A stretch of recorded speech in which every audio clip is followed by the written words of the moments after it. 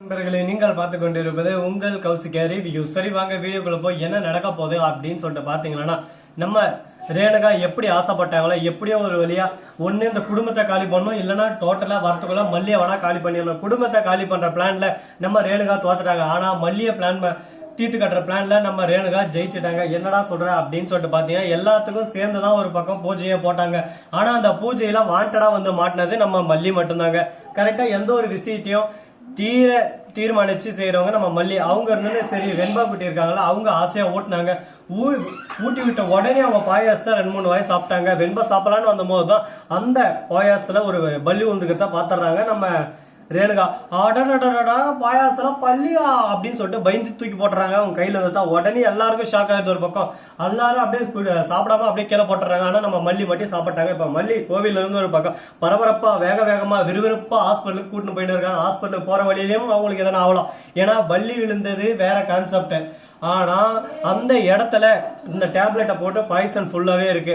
அதனால அந்த பாயசத்துல ஃபுல்லாவே பாய்சன் கலந்தாச்சு. இப்ப நம்ம மல்லி எப்படி காப்பாற்ற போறாங்க? டாக்டர் ஒரு பக்கம் காப்பாத்திட்டு அவங்களுக்கு எந்த ஒரு பிரச்சனையும் இல்லை, அவங்க சாப்பிட்ட சாப்பாட்டுல தான் பிரச்சனை அப்படின்னு சொல்லிட்டு சொல்றாங்க.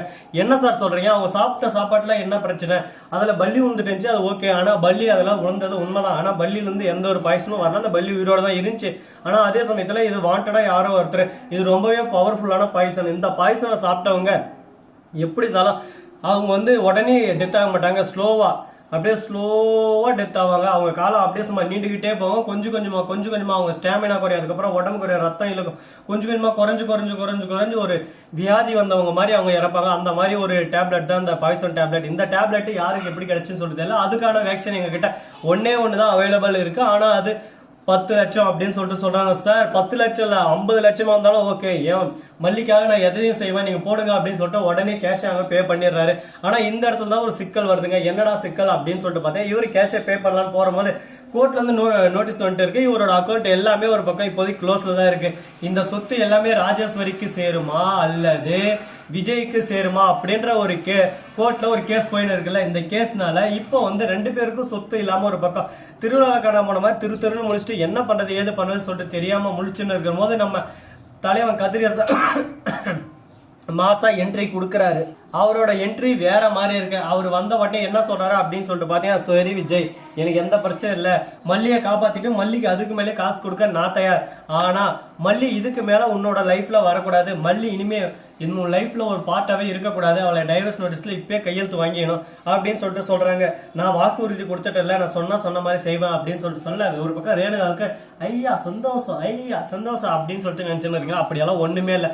அவங்க பிளான் பண்ணது எல்லாருக்கும், ஆனா நடந்தது இவங்களுக்கு மட்டும். ஒரு பக்கம் போலீஸ் எல்லாம் விறுவிறுப்பா வந்துட்டு இருக்காங்க. வந்து உண்மை எது பொய் எது, இங்க என்ன நடந்துச்சு ஏது நடந்துச்சு அப்படின்ற எல்லா உண்மையை கண்டுபிடிக்கணும் அப்படின்னு சொல்லிட்டு விறுவிறுப்பா வந்திருக்காங்க. போலீஸ் வந்து உண்மையெல்லாம் கண்டுபிடிச்சா என்ன நடக்கும் ஏது நடக்கும்னு சொல்லிட்டு சொல்ல முடியாது. வார்த்தையால ஒரு பக்கம் நிர்ணயிக்க முடியாது. அந்த அளவுக்கு ஒரு பக்கம் பிரச்சனை மேல பிரச்சனை வந்துகிட்டே இருக்கும். இதெல்லாம் எப்படி ஒரு பக்கம் தீர்மானிக்க போறாங்கன்னு சொல்லிட்டு தெரியலங்க. சரி, இப்படி எல்லாம் ஒரு பக்கம் போயிட்டு இருந்தாலும் அதே சமயத்துல மறுபக்கம் என்ன நடக்க போகுது அப்படின்னு சொல்லிட்டு பாத்தீங்கன்னா, நம்ம விஜய் இருக்காருல்ல, அவரு இருந்து மல்லி கிட்ட போய் சொல்றாங்க, மல்லி நீ எதுக்காக கவலைப்படாத, இப்ப நான் சொல்றது எல்லாமே வாய் வார்த்தை மட்டும்தான், நீ நான் மட்டும்தான் எப்பவுமே நம்ம வாழ்க்கையில, இதை தவிர வேற எதுவும் நம்ம வாழ்க்கையில இல்ல அப்படின்னு சொல்லிட்டு சொல்றாரு. இதை கேட்டதும் இதை எப்படி விஜய் நம்புறது? நீங்க இப்போ ஒண்ணு சொல்றீங்க அப்போ ஒண்ணு சொல்றீங்க, உங்களை எப்படி நான் நம்ப முடியும் அப்படின்னு சொல்லிட்டு கேட்க உடனே விஜய் இருந்து ஒரே வார்த்தை, மல்லியும் உயிர் தான் எனக்கு இப்ப முக்கியம், உயிரை விட எனக்கு வேற எதுவும் பெருசு இல்ல, நீ உயிரோட இருந்தா எனக்கு அதுவே போதும், அதுவே எனக்கு கோடி புண்ணியம், அதுக்காக நான் எந்த எல்லைக்கும் போக துணிவேன், உன்னை விட்டு பிரிஞ்சாதான் உயிர் நிக்கும் அப்படின்னு சொல்லிட்டு ஒரு ஆப்ஷன் வந்தா உன்னை விட்டு பிரிஞ்சிருவேன், ஏன்னா எனக்கு நீதான் மல்லி முக்கியம் அப்படின்னு சொல்லிட்டு வார்த்தையாலே ஒரு பக்கம் அப்படியே சும்மா குந்தளிக்கிறாரு நம்ம விஜய். அதை பார்க்கும்போது நமக்கே ஒரு பக்கம் ஆசையா இருக்கிறது இது போல ஆனந்தம் அந்த மாதிரி ஒரு பக்கம் இருக்கு. ஏன்னா இந்த அளவுக்கு ஒரு பக்கம் பாசம், கேரிங், அன்பு எல்லாமே வச்சுன்னு இருக்காங்களே, பரவாயில்லடாப்பா, இப்படியெல்லாம் யாரா பாசம் வச்சுன்னு இருப்பாங்க அப்படின்ற மாதிரி தான் ஒரு பக்கம் போயின்னு இருக்குங்க. சரி, முடிஞ்சிச்சு. இதுக்கப்புறம் என்ன நடக்க போகுது ஏது நடக்க போகுது அப்படின்னு சொல்லிட்டு பாத்தீங்கன்னா, தினுசா ஒரு பிரச்சனை வரப்போகுதுங்க. அந்த பிரச்சனையை எப்படி சால்வ் பண்ண போறாங்க, என்ன பண்ண போறாங்க, ஏதேது பண்ண போறாங்க அப்படின்ற நிறைய விஷயங்கள்லாம் ஒரு பக்கம் காத்துக்கிட்டு தான் இருக்கு.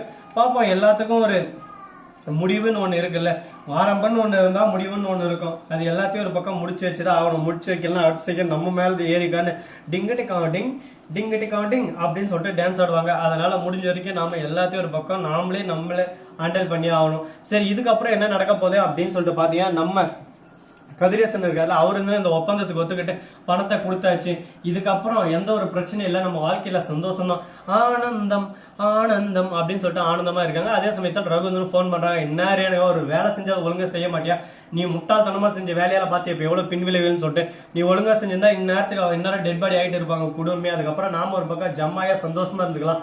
நம்மளோட வாழ்க்கையில இன்னும் நிறைய கஷ்டங்கள் நஷ்டங்கள் துக்கங்கள் துயரங்கள் எல்லாமே வரப்போகுது, எல்லாத்தையும் ஒரு பக்கம் சமாளிச்சாகணும். என்ன ரேணுகா இப்படி பண்ணிட்டே ரேணுகா அப்படின்னு சொல்லிட்டு கேட்க, ரேணுகா வந்து இது எல்லாமே ஒரு நேரம் தான் காலம் தான், அவளுக்கு ஏதோ ஒண்ணு இருக்கு, அது சக்தி தான் அவளை காப்பாத்தின்னு இருக்கு, அது கூடி விரைவில் கூடி சீக்கிரம் அவ கையை விட்டு போக போது, அது வேற யாரும் இல்ல விஜய் தான். விஜய் பொறுத்த வரைக்கும் மல்லிதான் தான் உசுறு அப்படின்னு சொல்லிட்டு நினைச்சுன்னு இருக்காரு. அப்படிப்பட்ட உசுரை நம்ம எடுத்துட்டோம்னா அதுக்கப்புறம் பருப்பு வேகாத ராசா, பருப்பு வேகாது, இனிமே பொறுப்பு இருக்காது ராசா, பொறுப்பு இருக்காது அப்படின்ற மாதிரி தான் நடக்க போகுது. பாப்போம் இன்னும் என்னென்ன விஷயங்கள்லாம் நடக்க போகுது, எப்படியெல்லாம் கொண்டு போக போறாங்க அப்படின்ற நிறைய தகவல் தர விஷயம் தாங்க போயின்னு இருக்கு.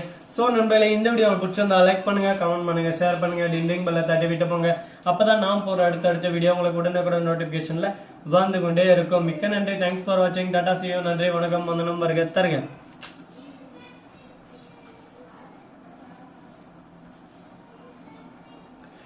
Randall